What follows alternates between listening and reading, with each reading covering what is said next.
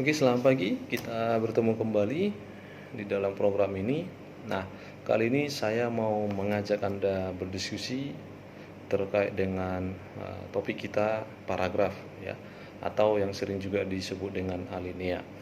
Nah, terkait dengan paragraf, tentu sebelum membahas konsep paragraf, maka dasarnya adalah kita harus memahami terlebih dahulu bagaimana kalimat. Karena apa?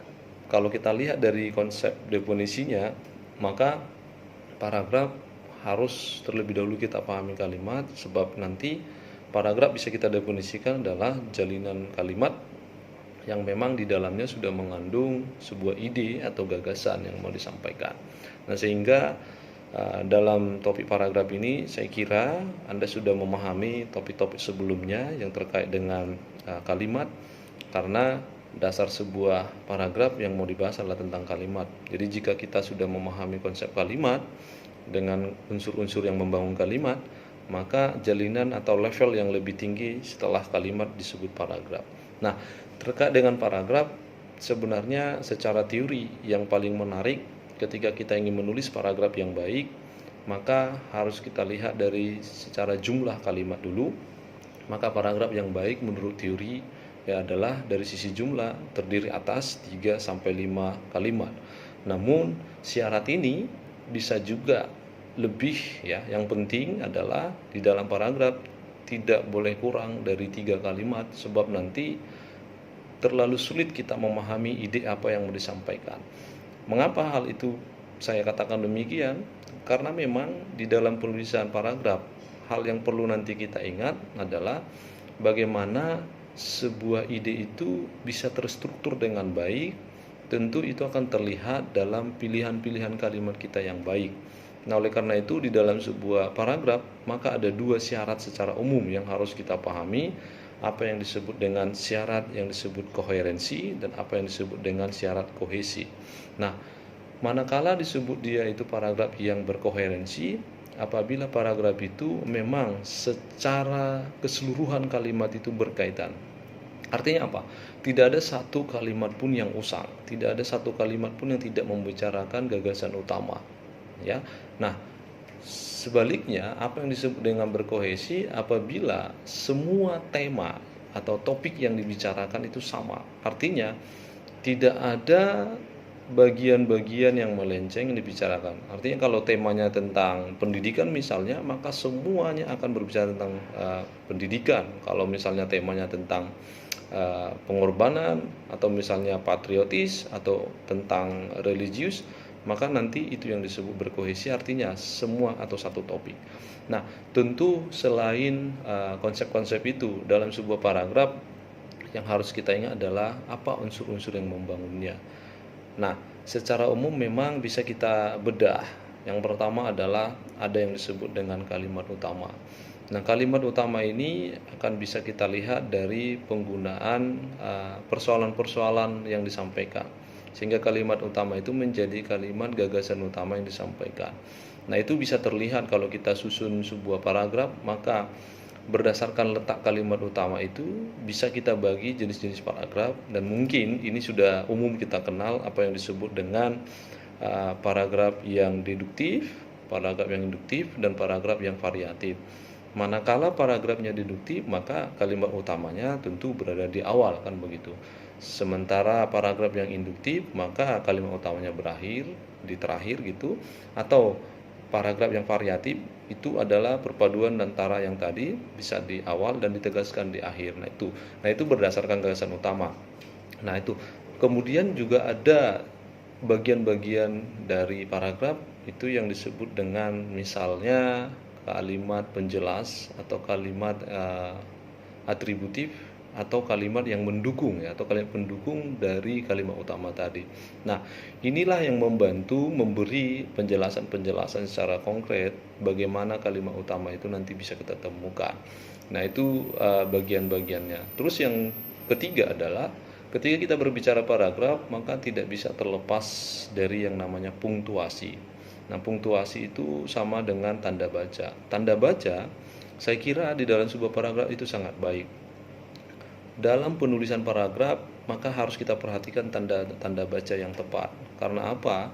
Bayangkan kalau misalnya Anda menemukan sebuah tulisan ya atau teks yang memang semuanya tidak ada tanda baca, sangat sulit kita memahami idenya apa, lantas apa yang mau disampaikan. Dan kalau Anda mau mencoba, coba dibaca sebuah paragraf yang mungkin 10 kalimat, tapi secara murni punktuasinya tidak ada, dengan catatan tanda koma tidak ada, tanda titik tidak ada, tanda-tanda baca yang lain tidak ada, entah itu misalnya tanda petik dua atau yang lain.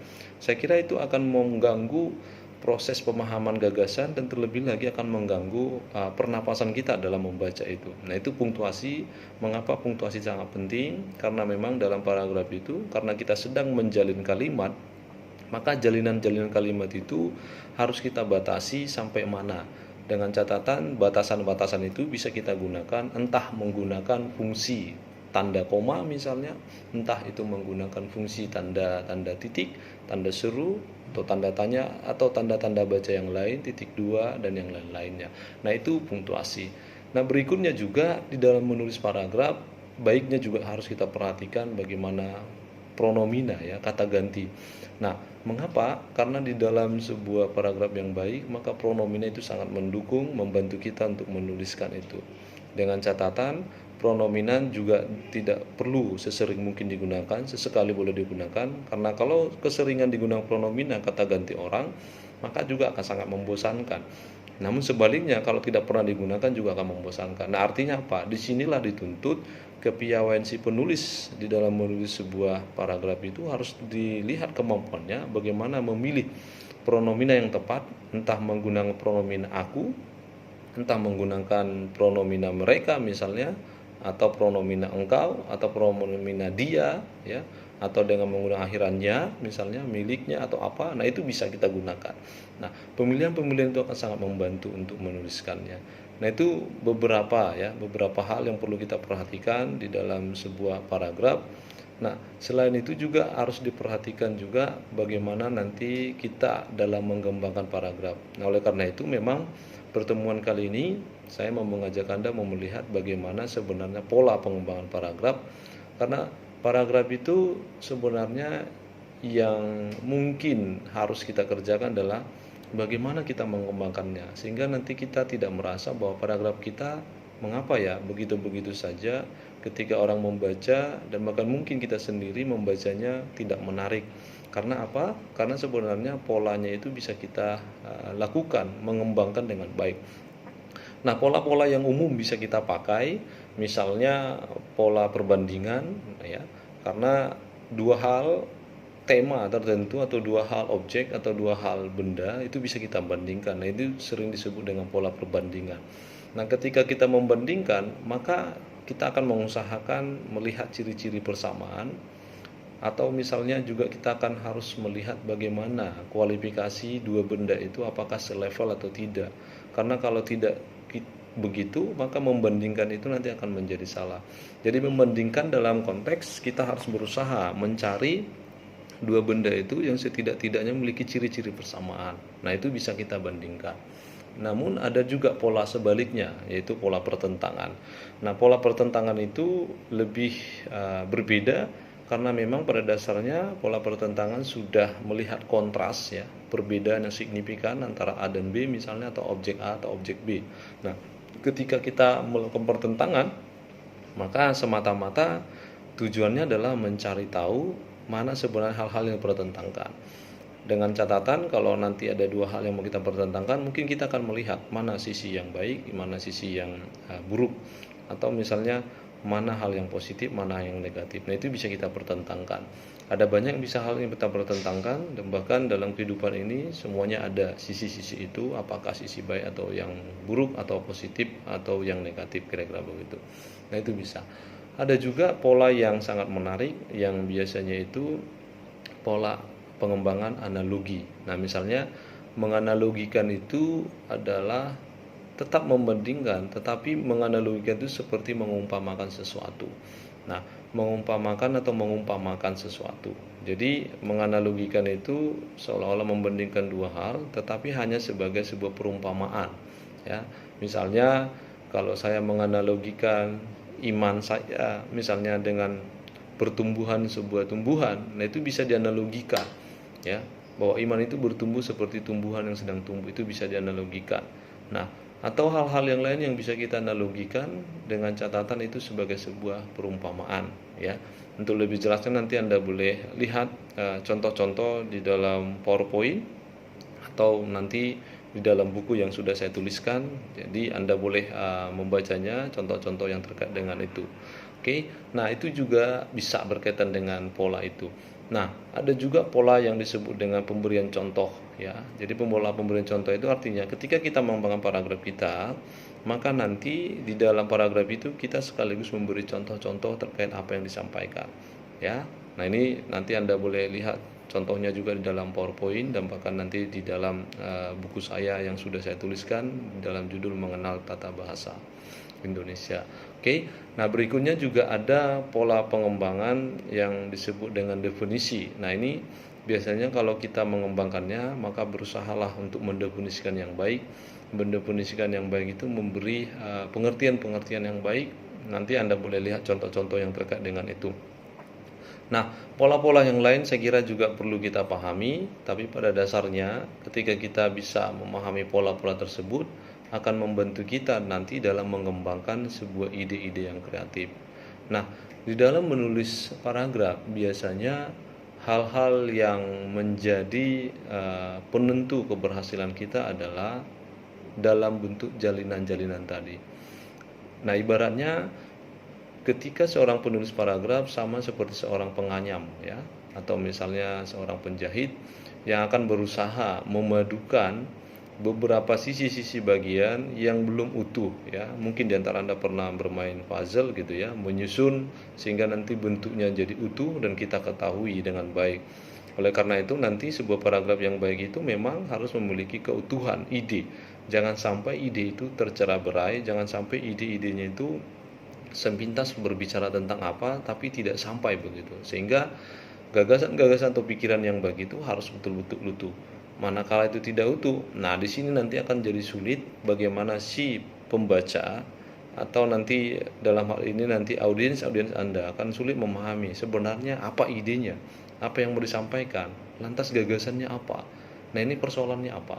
Nah, untuk menghindari itu, baiknya memang sewaktu kita menulis, marilah kita memperhatikan syarat-syarat yang tadi dan pola-pola yang Anda senangi. Jangan terpaku dengan satu pola. Semakin banyak kita berlatih pola-pola pengembangan paragraf, saya kira akan membantu nanti Anda atau saya atau kita sebagai penulis paragraf atau alinea akan membuat sebuah variasi-variasi paragraf.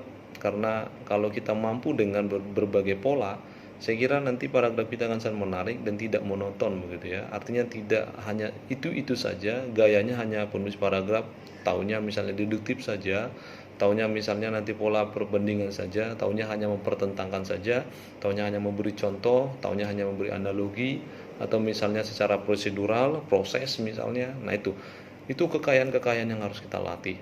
Dan saya kira untuk menjadi seorang penjahit yang baik, untuk menjadi seorang penulis paragraf yang baik, maka perlulah berlatih dengan baik bagaimana menemukan rumus-rumus yang baik menurut kita sendiri.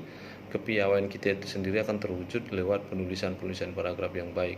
Nah, ini sangat membantu kita nanti dalam mengembangkan paragraf-paragraf yang baik. Nah, di dalam sebuah paragraf tentu hal lain yang perlu saya sampaikan pada Anda, kalau kita ingin menulis paragraf, maka juga harus diperhatikan bagaimana cara-cara kita untuk mempertegas maksud. Artinya begini, saya ingin menyampaikan bahwa menulis paragraf itu tolong memilih kata itu jangan bertele-tele, ya. Kalimat-kalimat aja tidak perlu panjang-panjang begitu, tetapi usahakan kalimat itu dengan konsep dasar kalimat yang baik itu adalah minimal struktur S dan P, ya, struktur subjek dan predikat. Kalau itu sudah ada dan itu perlu kita sampaikan, itu sangat baik. Dan tentu harus kita perhatikan nanti ranah kita dalam menulis paragraf itu harus diperhatikan. Apakah ranah kita itu membuat paragraf itu di dalam ranah menulis sebuah fiksi atau non fiksi, ya. Jadi itu perlu harus dibedakan. Jangan sampai nanti kata-kata yang terkandung dalam kalimat kita yang harusnya itu adalah ranah non fiksi, kita menggunakan ranah yang fiksi. Nah, itu bisa mempengaruhi bentuk-bentuk paragraf kita. Karena di dalam ranah non fiksi, maka pilihan kata kita dalam kalimat kita harus diperhatikan, sebab misalnya dalam non fiksi kita berbicara sebuah karya ilmiah, maka tentu pilihan kata kita tidak mungkin berkaitan dengan kata-kata yang fiktif ya, atau kata-kata yang fiksi. Sebab apa? Ini bicara karya ilmiah, maka nanti pilihan kata kita harus bersifat denotasi misalnya, sehingga akan mudah. Jadi tergantung genrenya nanti ketika kita mau mengembangkan paragraf. Nah, oleh karena itu kemampuan itu akan terwujud apabila kita sering berlatih dengan baik. Oke, saya kira itu penjelasan yang bisa saya sampaikan. Nah, lebih kurangnya juga seperti yang saya katakan, mari nanti kita masuk dalam forum, kita boleh diskusi, dan apabila kita bertemu secara langsung, kita boleh mendiskusikan beberapa hal terkait dengan paragraf tadi. Ya, sekian dan terima kasih.